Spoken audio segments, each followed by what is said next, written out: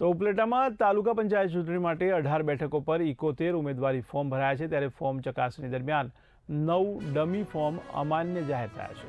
તો પાનોલી બેઠક પર કોંગ્રેસનો મેન્ડેટ ન હોવાને કારણે ઉમેદવારી રદ થઈ છે, ત્યારે હવે ભાજપ, કોંગ્રેસ અને અપક્ષ સહિત 62 ઉમેદવાર ચૂંટણી મેદાનમાં છે।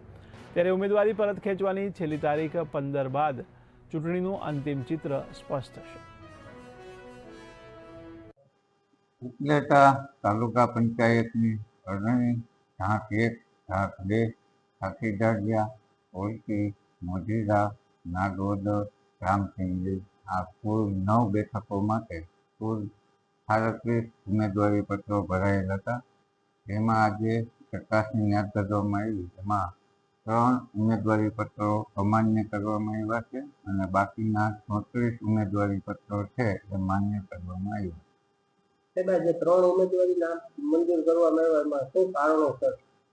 મોટે ભાગે પાર્ટીએ મેન્ડેટ બદલાયો હોય અથવા તો ડમી તરીકે ફોર્મ ભર્યું હોય, એના કારણે આવા ઉમેદવારી પત્રો છે એ અમાન્ય કરવામાં આવ્યા।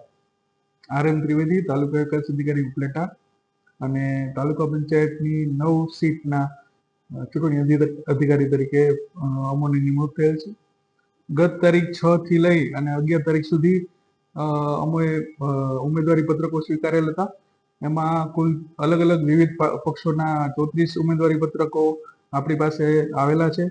આજ રોજ 13 તારીખના રોજ એ ઉમેદવારો પત્રકોની આજરોજ આપણે ઉમેદવારો સમક્ષ ચકાસણી કરેલ હતી અને 34 પૈકી કુલ 6 અલગ અલગ પક્ષોના ઉમેદવારી પત્રો આપણે રદ કરવા પડ્યા છે। એમાંથી એક કોંગ્રેસ પક્ષનું પાનેલીનું ઉમેદવારી પત્રક આપણે એટલે રદ કર્યું છે કે એમનું મેન્ડેટ પક્ષ તરફથી રજૂ થયેલ નથી અને 5 અલગ અલગ પક્ષોના એવા છે કે જે ડમી ઉમેદવાર તરીકે પક્ષો દ્વારા મેન્ડેટ આપવામાં આવ્યું હતું, એટલે એના રદ થયા છે। હવે આપણી પાસે 28